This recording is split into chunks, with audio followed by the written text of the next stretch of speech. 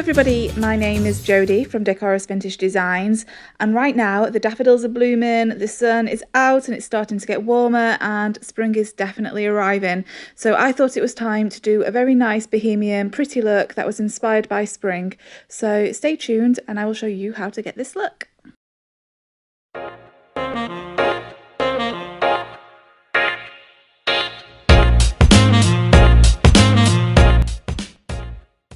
So what I've got here is I've put some woody bends on here, but it's just basically to embellish this piece. I've got this kind of very rustic Moroccan sort of boho look in my mind, maybe something along those lines. So I just thought these would add something interesting. I've also added some keyholes because I always just like keyholes. I like to layer colours, and when you've got details like this on a piece, it makes it so much easier to layer those colours up and create like little pockets of chippiness and, you know, just boho goodness and stuff like that. So I have got this one that I need to pop on today.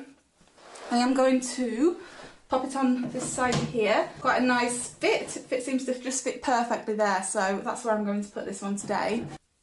Right, okay, what am I doing? So I've got my hairdryer, and if you heat these woody bends up, they're really, really good because they actually just bend. They do what they say on the tin. You heat them up and the wood actually bends. So there is a tiny little bit of a curve on this, not a massive one, but I am just going to heat it up rather than just stick it straight on there, just to make sure that it's nice and solidly stuck on there. Right, so I'm just going to get my hairdryer and just heat this up a little bit.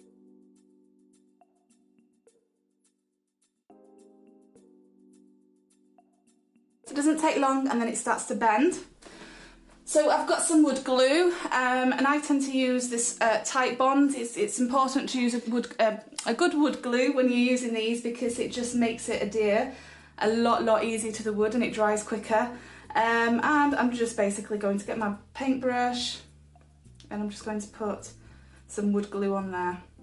The great thing about this wood glue is that if you do put a little bit too much on, which I'm kind of like, for some reason with wood glue I tend to go in there a bit heavy. So if you go in there a little bit heavy like me, you can then just sand it off basically. So now that the wood glue is on there, I am just going to stick this to my piece, and once I've stuck it on, I will also heat it up a little bit again just to make sure that it is well stuck on there. Right, okay, so I've got my tub. And I've got some sea spray, I've got some pearlescent glaze. I don't know if anybody's ever used this, but I really like to mix this with colours, and I've also got some mint Gillette. So I've never mixed a colour with pearlescent glaze and then sea spray before, but I'm all about the sea spray. Sea spray is one of my favourite things to use, so I'm just going to give it a try and see what happens. You guys know how much I love sea spray. I use it in most of my projects. So I'm going to start by mixing probably around 50-50 pearlescent glaze with my mint Gillette. At this point I am not actually sure if this will actually work with the sea spray, so I was just trying to get a little bit experimental and creative here. So once that was all mixed together, I went in and got my sea spray, and I very much apply sea spray in the sense of what I feel like and how textured I want it to be. The recommendation is 2 scoops to each 8 ounce of paint, so that it's like a creamy cake batter. So you can make it thicker if you want to, you can also make it smoother. In this case, I just wanted a little bit of texture because, you know, that's kind of my thing and I love my texture. Right, so what I am going to be using today is the La Petite brush by Dixie Belle. This is a brand new brush to the range and it is very soon to be released, and it is amazing. It is a natural and synthetic brush mixed together, and it just creates a lot of texture, and it has a large surface area, which also means that it holds a lot of paint. So I am coming in now and I am basically just stippling on this paint. So if you are not familiar with stippling, what this means is you are basically just dabbing your brush onto the surface of the wood, and this will create lots of texture and give the kind of faux stone finish that I'm looking for. I like to paint my woody bends as well mostly after I have applied them to the furniture. The reason being is that I feel like they look more in synergy with your piece of furniture and a lot more natural if they're painted afterwards. That being said, sometimes, you know, if I'm just wanting to paint them pure gold and I am not wanting it to look rustic or affect the furniture in any way, then maybe I will apply the paint beforehand. All of the woody bends, by the way, and the codes and all the products that I am using will be listed below. You can also get your Dixie Belle and woody bend supplies through my links below as well. So my techniques are all very much just about being playful and creative, and as I always say, there's no right or wrong way to paint. Sometimes it's just good to do what you feel like doing, and that's kind of what I'm doing here. So while my mint julep and sea spray is still wet, I am just coming in with a chip brush and some mermaid tail, and I am very softly dabbing that into some of the paint, and that is just to create some very soft blending and depth. And I am also bringing in some Haint Blue into the middle there just to highlight those panels. Okay, so now that this is all dry, I think it's time to paint some flowers. So I have a fan brush and I also have some Evergreen by Dixie Belle and my water mister. I'm using a water mister because it helps me move the paint. So all I am literally doing is working upwards and just doing some squiggly lines, and some of those squiggly lines connect to each other, and it is honestly as simple as that. The fan brush is a great way just to create that kind of grassy effect and vine effect of, you know, the plants that I'm trying to create here.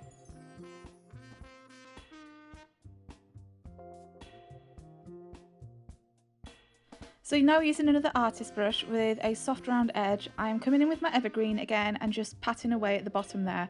So what I'm envisaging when I am doing this is foliage and bushes and things like that. So a lot of this is not super technical.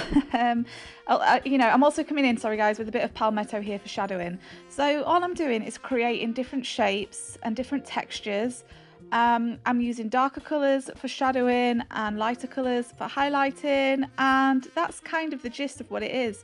It's very fluid, very abstract. You know, guys, it's not fine art at the end of the day. It's just very fluid art that I'm doing here. And I feel like any of you guys can create this if you want. All you have to do is get a little bit experimental with your squiggles and your colours.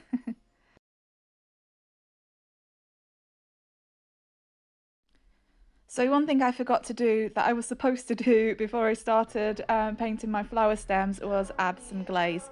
So what I have here is some gold shimmer glaze that really you can just apply with any brush. I just decided to apply with my artist brush because that's what I had to hand basically. And I am going to put this all over the piece. It is straight from the pot. I haven't watered it down like I normally do, but I am putting it on very thin. So all I want this to do is just to give my piece a little bit of a glow.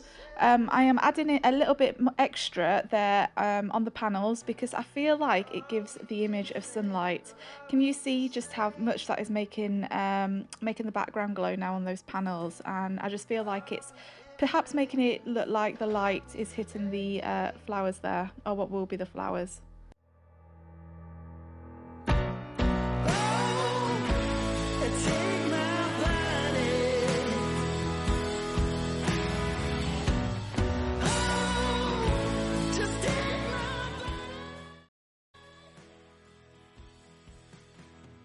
Now that the glaze and the evergreen is all dry, I'm coming in now with a mop brush and some pink champagne, which is a very pale white kind of pink from the Dixie Belle range. I'm squeezing the mop brush as I paint, and I'm kind of creating, I don't even know what they're called, the flowers, but basically I'm just creating different patterns and shapes just to make it look like there are different, you know, that there's going to be different flowers there. So when I'm painting this, I had a very I'm just trying to think of the artist. I'm very impressionist kind of style in mind. I wanted the idea that these were window panels, maybe in a kitchen or something, and when you look through the panels you were looking into a wild garden, and I just wanted it to be very abstract. So I'm coming in with different colours here now, as you can see, still using the mop brush. I have some daisy. I also have some amethyst mixed with my pink champagne to create some different variations. And what I'm doing here is mixing some flamingo, which is a coral colour, into my honky tonk red, just to create a sort of redder coral. So I'm making a lot of my, so as I'm dabbing, it is a lot thicker at the bottom as it is at the top. So when you think of, I think, you know, like foxgloves and things like that, they tend to be much thicker at the bottom, and then they get a little bit more sparse as they grow out towards the top. You might also want to put bends in your flowers because, you know, flowers, wildflowers, you know, in the gardens and things, they're not perfect, are they? They grow in different ways, they have different variations of colour, they have little quirks and bends to them and things like that. So that's kind of what I'm thinking here. So I'm also alternating between my fan brush and again just doing a few squiggles with that, and maybe just creating some more leaves and stems and things like that. So I didn't use a picture here as I was painting this, but I have used pictures in the past. So one bit of advice I would give is, if you're unsure of what the shapes and things you want to use, just get a picture off Pinterest of some flowers or a garden or a country scene or whatever that you like. And you don't need to study it in massive detail if you want it to look abstract. All you have to do is look at the colours, look at where maybe the light is hitting it and where the shadows are, and just look at the shapes and then just recreate that. You don't need to recreate every tiny little bit of detail. If you want this kind of look, all you have to do is give almost the impression of it.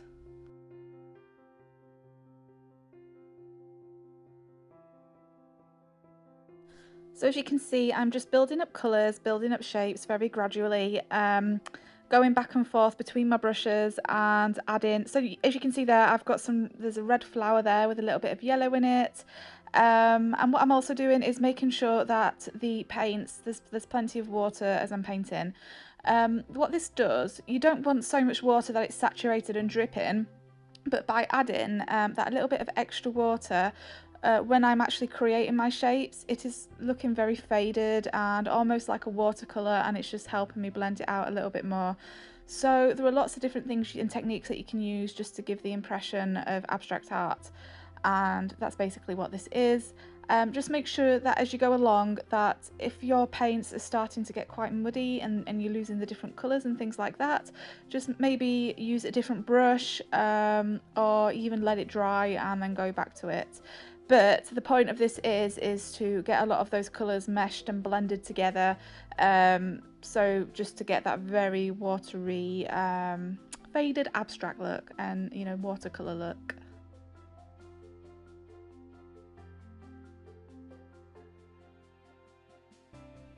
If you have any questions on this at all, guys, don't hesitate to drop me a message on any of my social media platforms. I'll drop a comment below. I think the next time I do a fluid look like this, I am probably going to talk about it as I'm painting, so I can tell you what's going on there in my mind at the time, and I feel like the explanations then would be much clearer to you. But you can kind of get the gist. You can see what colours I'm using here. They're also listed below as mentioned before. You can kind of see the different techniques that I'm doing with my brush strokes. So there's no set process to this. It's just my usual weird, crazy, creative process that I go through to get the looks that I get. And I just encourage you just to have a play. That's how I've learned. I am not taught in art in any way. I have literally just picked up a paintbrush one day and just started experimenting and playing with colours, and so I'm self-taught.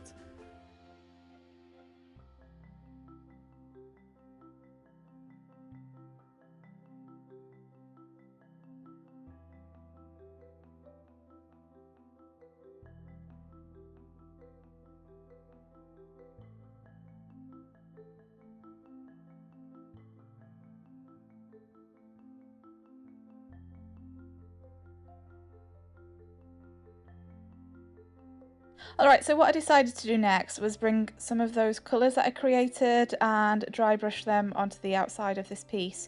So just using a chip brush, I'm making sure there's no water and making sure that my brush is dry. I'm putting a tiny little bit of the colours onto my brush and dry brushing them onto the piece of furniture.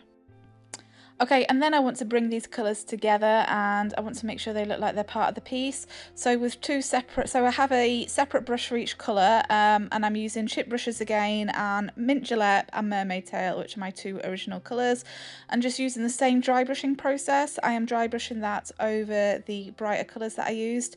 And all that will do is make sure that it will just help bring those colours together a little bit and stop those colours from looking so harsh. Again, it will just give this very soft, very glowing kind of spring look.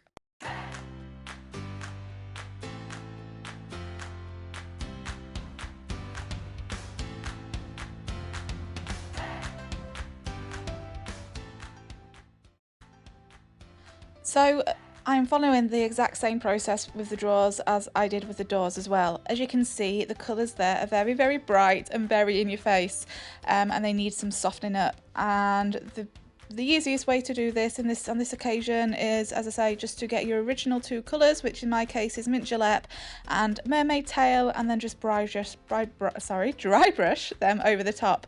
And as you can see, the colours are still there, but they're very soft and very subtle, and they don't look too gaudy, if that makes any sense at all. So yeah, so again, it's just all about playing around with colours and just seeing what works and just having fun.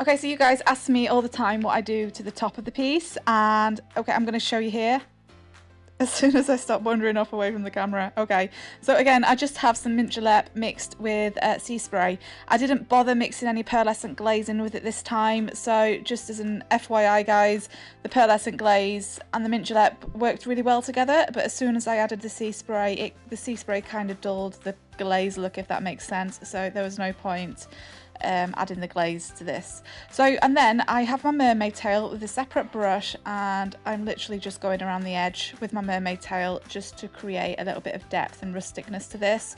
What I will do as well, once the sea spray is dried and the whole paint is dried, I will then gently sand the top of it to make sure that it's not very gravelly and that it's nice and smooth but still looking textured, and then I will use Cape Gator Hide, as I do with all of my tops, just to make sure that it is nice and tough and durable.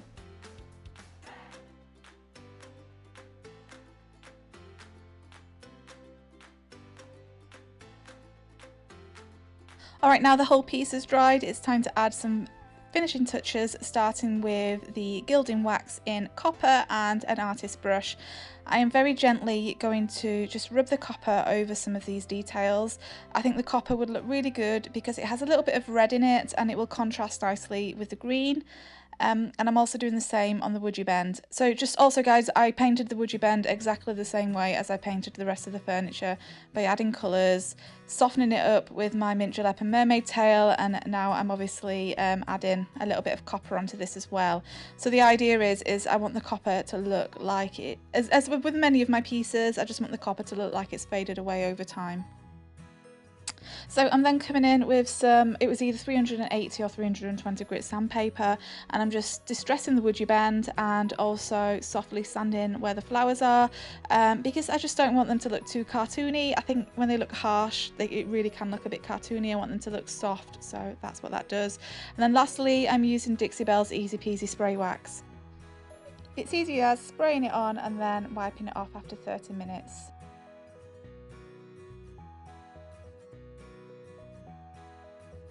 Okay, and so here's the finished look. I really hope you guys enjoyed this tutorial. I had lots of fun painting this. I'm interested to know whether you guys have painted anything like this before, or interested in painting anything like this. If you've enjoyed this video, then please don't forget to let me know in the comments, and also give it a thumbs up and a subscribe. Have a wonderful day, and thank you for watching. Bye bye.